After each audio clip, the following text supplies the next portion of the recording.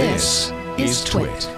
All right, so driverless car regulation, it's at the same time necessary, obviously, but it's also potentially damaging to the development of this relatively new technology. It's a big growth period right now for this technology, and you don't want to stop that in its tracks if you can avoid it.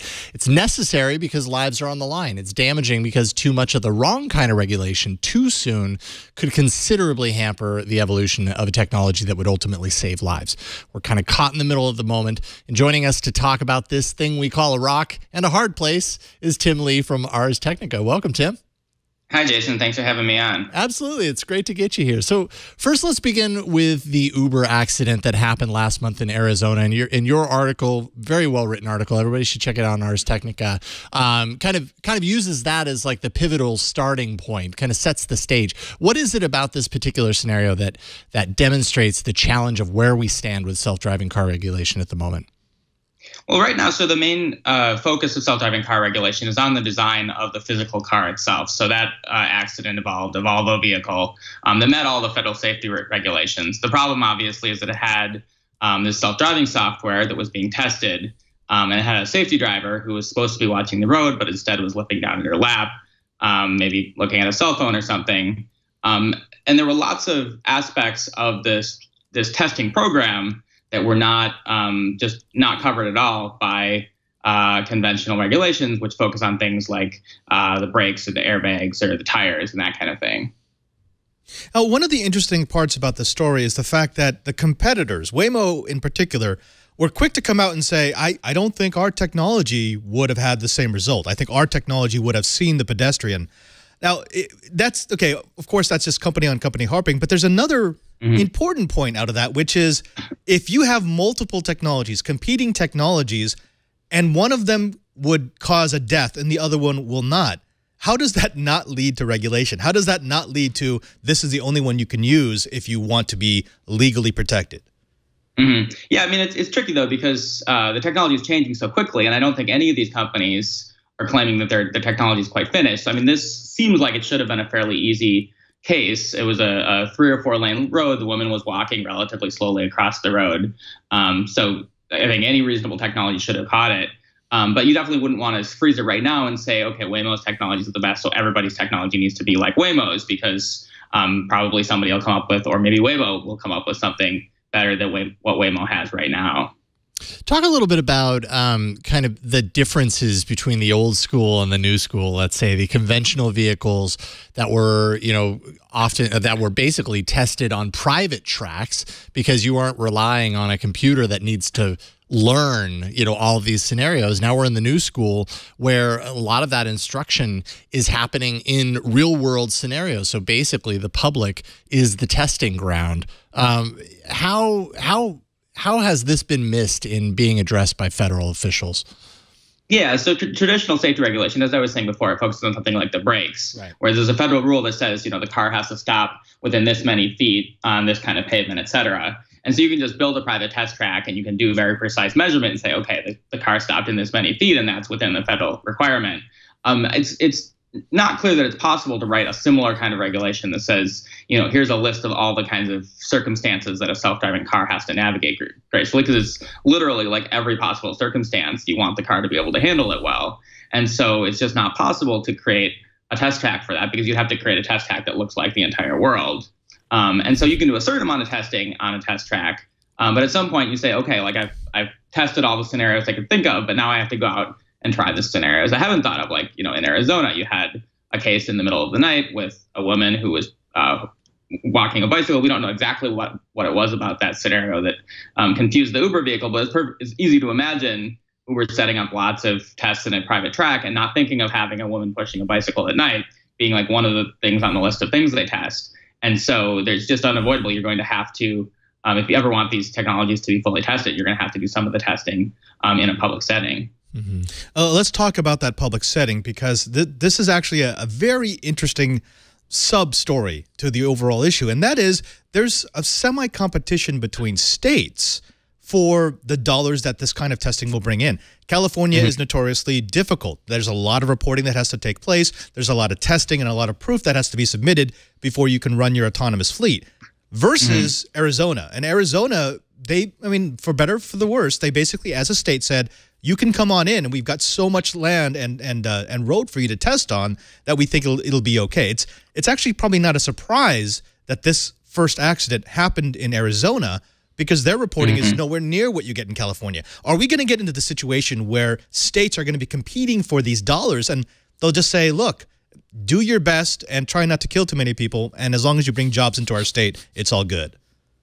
Yeah, and that's a great point. I don't even know if I'd go as far as saying that California is notoriously difficult. I mean, California has a relatively thorough, rigorous transparency regime where you have to say, you know, every time your car is in a crash, you have to tell the government about it. Once a year, you have to submit a report that says this is how many miles we've driven. This is the number of times our safety drivers had to take over for safety-related reasons. There were some restrictions on completely automated testing without safety drivers. But for the most part, I mean, Google and now Waymo has done hundreds of thousands of miles of testing. Cruise is doing most of its testing in San Francisco. So I think it's certainly doable, but it's absolutely true that companies, all else equal, generally would like to have fewer restrictions rather than more. And California is a big state that has Silicon Valley in it. So it has a certain amount of leverage where it can say, we're going to have these regulations, and at least some companies will continue testing there.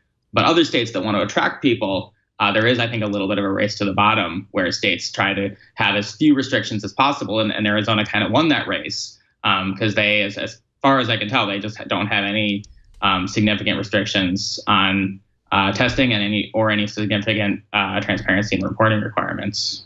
Yeah, that was definitely one of the questions that I had as far as like why these other states don't do things like requiring them to hand over information. Like that seems like a no-brainer, especially on a technology that's being tested in the public that has the consequence of putting just anyone's life potentially in danger. That seems like a no-brainer. Now, you argue that the National Transportation Safety Board is only investigating officially fatal crashes. Talk a little bit about what is gained by opening that up. Like, obviously, fatal crashes to be investigated, but I mean, there are probably a lot of other crashes that happen that obviously are not fatal, but there's information to be learned from that, right? To accelerate this process. Right. That's exactly right. So I wouldn't want to say it's only fatal crashes. I mean, the NTSB picks the most significant crashes, and generally speaking, those are the fatal ones because obviously those are the ones where there's kind of the most at stake. So like as you're showing on the screen, like the Uber crash, that's one they're investigating. They're investigating this Tesla crash involving a semi-autonomous vehicle in Mountain View that also happened last month. I think the thing that maybe hasn't totally people haven't totally figured out is that when you investigate a crash with a human driver, usually the cause is something we understand pretty well. Somebody was intoxicated, somebody was distracted, maybe there was just a kind of regular mechanical failure. And, the point of these investigations is to learn new things and make things safer. But if it's a category of crash that we've seen 100 or 1,000 or 1,000,000 times before, you're not going to learn that much. But almost by definition, like a crash with a self-driving car is something we haven't seen very much because we just haven't put very many miles on the road, and we haven't been doing this for very long. And so I think it would be useful if there was a little bit more of a focus on, looking at cases where there was a crash, but maybe nobody died, but maybe somebody could have died, or just the car was behaving in a surprising or unusual way that could indicate some kind of malfunction. Like, for example, last year, also in Tempe, Arizona, there was another crash where somebody made a left turn in front of a Uber vehicle. And the Uber vehicle didn't see it because it was in the rightmost lane of a 6-lane road, and there were cars in the way, that prevented it from seeing it. But it seems like probably the Uber car shouldn't have been going as fast as it was. In those kind of situations, if there'd been an investigation and a finding, either that the Uber did or didn't behave improperly, that would give, Uber's engineers some feedback, kind of give Uber an incentive to be more careful, and would also give the public a heads up that, whichever company is or is not doing the job, which could then, open up room for people to take other measures to make sure that the public safety is being protected. Tim, I'm interested in that because we do see a lot of these stories. These stories get sensationalized. Anytime there's an accident with an Uber autonomous vehicle, with a Tesla that's using autopilot, and it seems as if, especially if you're not a digerati, if you're not a futurist, if you're not paying close attention to this, that we're almost spinning it as oh, this technology is killing people, and this technology is horrible, and this technology is going to destroy everyone on the road. Whereas anyone who does even a little research realizes the accident rate is so far below what you get with human drivers that it's still a net benefit. Is that getting lost? Do you see that part of the narrative just sort of falling to the wayside? Well, so I would draw a couple distinctions. I mean, I do think it's important to distinguish between the Tesla case and the Uber case. Tesla is a semi-autonomous system where the human is still supposed to be paying attention. And so the big argument is kind of, to what extent is it, should Tesla have done more to kind of make the human pay attention versus is it just the driver's fault when there's a crash? And there's some argument. It does seem like the Tesla vehicle is, there's some argument about whether Tesla vehicles with autopilots are safer or less safe, but it's in the same ballpark in terms of safety. In terms of autonomous vehicles, it's actually not. I think in the long run, it's very likely that these fully autonomous vehicles will be safer than human drivers. But the Uber vehicle only had gone around 3 million miles before this fatal crash. And the average, the rate of fatalities for human-driven vehicles is about 1 fatality every 86 million miles. And so obviously you don't want to extrapolate too much. We don't want to, we can't say exactly what the Uber safety rate is. But based on the very limited data we have, it does seem like Uber's current version of its self-driving software is probably less safe than human drivers. Now, that obviously doesn't mean that we should shut down the program. I mean, I think that the good thing about self-driving cars is that we can learn from this mistake. We can fix whatever the problem is. And probably the next time an Uber car, or hopefully a car from anybody else, encounters this scenario, it won't make the mistake and somebody won't die. And so, I mean, the big problem with human drivers, we've had roughly the same accident rate for decades. I mean, it's been going down a little bit, but pretty slowly, whereas potentially we could have a very rapid rate of improvement with fully self-driving cars because you can update the software and then push that out to every car on the road. Interesting. Another point from your article that I just hadn't really considered very much is this idea that as we move into a world of non-ownership where we're relying on fully autonomous vehicles that we don't own, we're using someone else's fleet, that there's this whole level of post-sale testing that we see with conventional vehicles where even after it's sold and out on the market, there's still kind of a stream of data and information about how it's performing and what you can learn from that. How is that different here? I mean, that would be cut off because they would do just enough to get the vehicle to pass and to release this and put it in use, but then it's still privately owned and they don't want to share that information beyond there? Yeah, that's right. So if you think about the leading companies in this market right now, you got Waymo, you got Cruise, and you got Uber are probably the three that at least have done the most testing. All three of them have said that their plan is to have a taxi service. You're never going to be able to buy, at least not anytime soon, you're not going to be able to buy a Waymo car.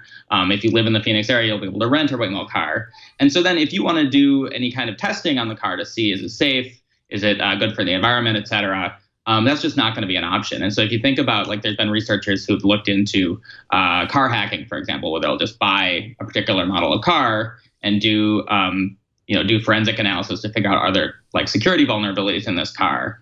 That's just not going to be an option unless either Waymo for some reason voluntarily submits to that kind of auditing, or if the government requires it. And so it's just a different world. And I think that presumably we do want these cars to be tested by third parties. And so we need to have some kind of framework for making sure that happens. Absolutely. I don't know how long we're going to have to wait before every single vehicle on the road is fully autonomous. I don't even know if it's within my lifetime, but it's important to think about these things now. And that it's a fantastic article, ArsTechnica.com. Look for Tim Lee's article, The Way We Regulate Self-Driving Cars is Broken, and Here's How to Fix It. Tim, thank you so much for joining us today. Where do you want people to find your specific work online? Are you on Twitter? I am on Twitter. I'm at Binary Bits, and obviously Ars Technica is where almost all my articles go. Of course.